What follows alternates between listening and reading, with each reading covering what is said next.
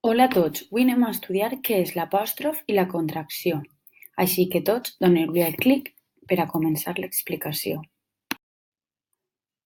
Comencem amb l'apòstrof. Hi ha que saber que els articles el i la preposició de sempre s'apostrofa davant de la vocal o h.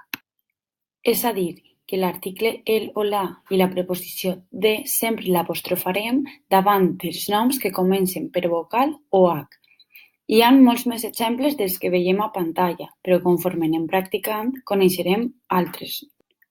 Però aneu amb cura, ja que l'article la davant de iu amb h o sense h mai s'apostrofa, com per exemple la imatge o la història, la unió o la humanitat, ja que comencen per iu o h més i o h més u.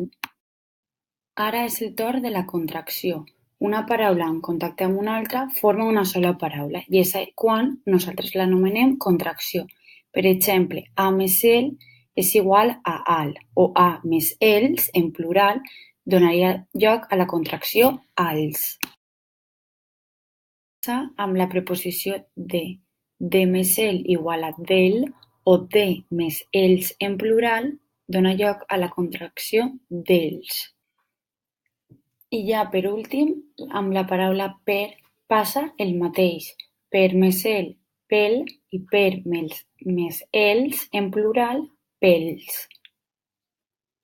Així que recordeu que sempre formarem una contracció amb les paraules a, de i per més l'article el o els.